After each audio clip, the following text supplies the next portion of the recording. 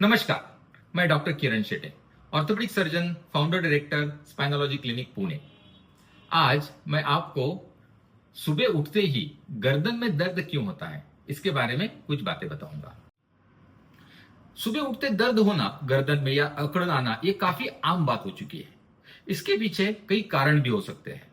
आइए हम पहले एक एक कारण समझते हैं। पहला तो रीजन है कि आप सोते कैसे हैं। जैसे कि आप तकिया कैसे लेते हो, यदि ज्यादा ऊंचाई पे है या बहुत ही पतला तकिया लिया हुआ है।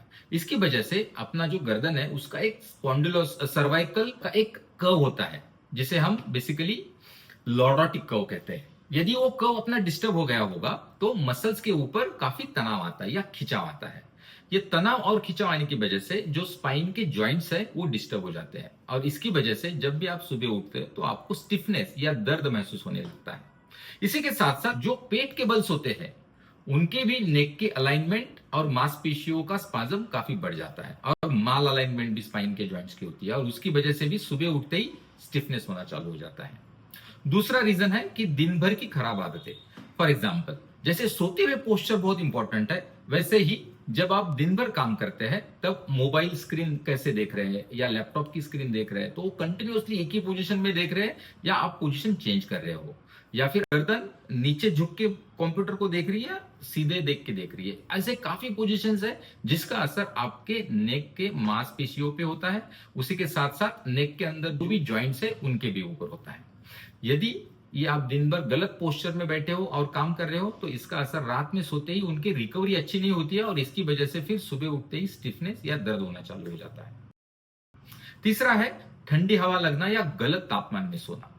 काफी लोग आजकल डायरेक्टली पंखे की हवा गर्दन के ऊपर या शरीर के ऊपर लेके सोते हैं, या एसी की जो हवा है वो डायरेक्टली मसल्स के ऊपर आती है गर्दन के, और उसकी वजह से भी मांसपेशियों में अकड़न या जकड़न आ जाती है, मसल स्पाज्म हो जाता है, और ये भी सुबह उठते ही गर्दन दर्द का या अकड़न का कारण बन सकता है।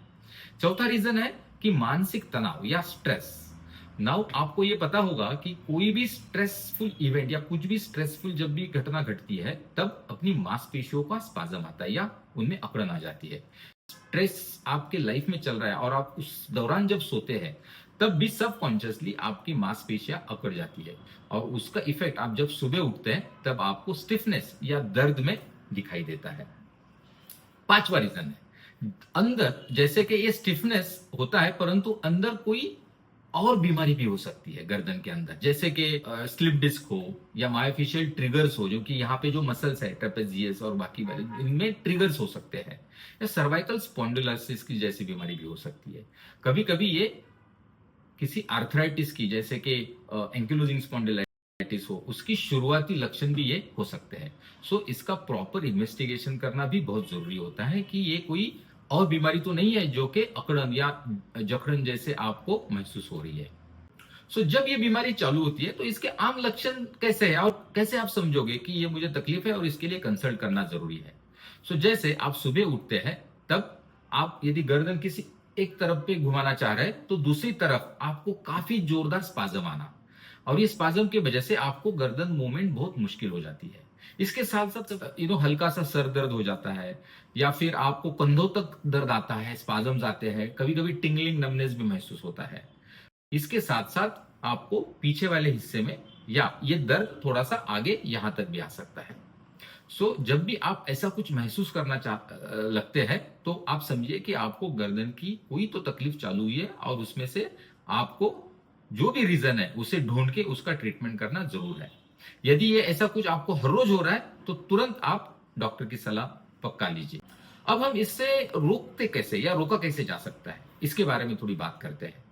पहले तो जैसे कि मैंने कहा, सोने का सही ढंग का तरीका, सही तकिया और सही गद्दा, ये बहुत इंपॉर्टेंट होता है। जैसे मैंने कहा कि तकिया आप प्रेफरेबली सर्वाइकल पिलो यूज करिए, और वो भी मेमोरी फोम से बना हुआ, क्योंकि मेमोरी फोम आपके गर्दन का शेप ले लेता है, और जो भी आपका लॉर्डोटिक गर्दन का कर्व है उसे आपको मेंटेन करने के लिए हेल्प करता है। उससे आपकी मांसपेशियां भी सही रहेगी, और जो स्पाइन में जॉइंट्स है जैसे फैसेट जॉइंट्स है उनकी अलाइनमेंट भी ठीक रहेगी। इसी के साथ साथ मेक श्योर दैट प्रेफरेबली आप इधर बैक के ऊपर सोइए या एक करवट के ऊपर सोइए। पेट के बल सोना बिल्कुल अवॉइड करिए। पेट के बल सोने से गर्दन एक तरफ मुड़ जाती है और उसकी वजह से भी गर्दन की पोजीशन के हिसाब से मांसपेशियों में और फैसेट जॉइंट्स में तनाव आ सकता है। उसका भी असर आपके स्पाइनल अलाइनमेंट में होकर आपको दर्द हो सकता है। तीसरा चीज है कि आप सुबह उठते ही हल्की स्ट्रेचिंग करें। हल्की स्ट्रेचिंग आपको आपके स्क्रीन पे दिखाई दे रही होगी, तो वो आप फॉलो करने की कोशिश करिए। नेक्स्ट इंपॉर्टेंट चीज है कि रात का, जैसे मैंने आपको पोस्चर और देन सुबह स्ट्रेचेस बताए, वैसे दिन में जो आप काम कर रहे हैं उस वक्त भी आपके पोस्चर के बारे में ख्याल रखिए। जैसे आप मोबाइल है या लैपटॉप स्क्रीन है, उसको बिल्कुल सामने रख के काम करिए, या माइक्रो ब्रेक्स ले लीजिए। Every 30 to 40 minutes take a micro break, and उस माइक्रो ब्रेक के दौरान आप गर्दन का मूवमेंट करना, पोस्चर चेंज करना या कुछ सिंपल से स्ट्रेचेस करना, ये कर सकते हो।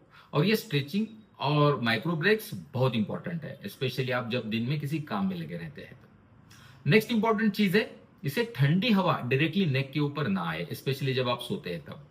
यदि आप ये पंखे की हवा या एसी का फ्लो आपके गर्दन के ऊपर से हटा नहीं सकते हैं, तो you can protect your neck by putting उसके ऊपर कोई स्कार्फ या कोई कपड़ा डाल के उसे प्रोटेक्ट कर सकते हैं, ताकि मांसपेशियों को डायरेक्टली कोई हवा न लगे और उनका स्पाज्म ना बने।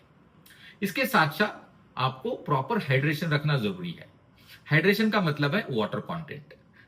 जैसे मैंने आपको पहले काफी वीडियोस में बताया हुआ है कि जो गर्दन के अंदर या स्पाइन में जो भी हड्डियां होती है, उनके बीच में डिस्क होती है, और ये डिस्क का जो लचीलापन है, जो कि शॉक अब्जॉर्बिंग कैपेसिटी है, वो उसके अंदर कितना पानी है या वाटर है उसके ऊपर डिपेंड होती है। यदि उनका हमें लचीलापन प्रॉपरली रखना है तो पानी रहना बहुत जरूरी है। यदि आप खुद ही पानी कम पी रहे हैं तो बाकी शरीर के सारे अवयवों को पानी कम मिलता है। उसी के साथ साथ फिर मांसपेशियों में और अपनी जो डिस्क है उसमें भी पानी कम चला जाएगा, और फिर उनका जो लचीलापन है वो कम हो जाएगा, और उसका असर गर्दन के, अपनी स्पाइन के अलाइनमेंट में और उसी के साथ हेल्थ में हो जाएगा, और इसका फिर रूपांतर आपको स्लिप डिस्क या इंजुरीज हो सकता है। बट उसकी शुरुआत सुबह उठते ही गर्दन में स्टिफनेस या दर्द के जैसे हो सकती है। इसी के साथ साथ मैं कहूंगा आपको पोषण भी अच्छी तरह से रखना चाहिए। स्पेशली जैसे मैंने आपको पहले भी कहीं बताया है कि कैल्शियम है, विटामिन डी है, विटामिन B12 है, मैग्नीशियम है, ऐसे जो माइक्रो न्यूट्रिएंट्स एंड कुछ विटामिन है, वो अपने मांसपेशियां, नसें और हड्डियों के सेहत के लिए बहुत जरूरी है। यदि आपको वो आपके खाने से अच्छी तरह से नहीं मिल रही है तो आप डॉक्टर को कंसल्ट करके इसकी सप्लीमेंट्स भी ले सकते हैं, परंतु पोषण अच्छी तरह से रखना इंपॉर्टेंट है बाकी चीजों के साथ। सो मेक श्योर दैट आप ये सारी चीजें फॉलो करो, ताकि आपको ये सुबह उठते ही जो स्टिफनेस आती है गर्दन की या तकलीफ आती है तो वो ना हो।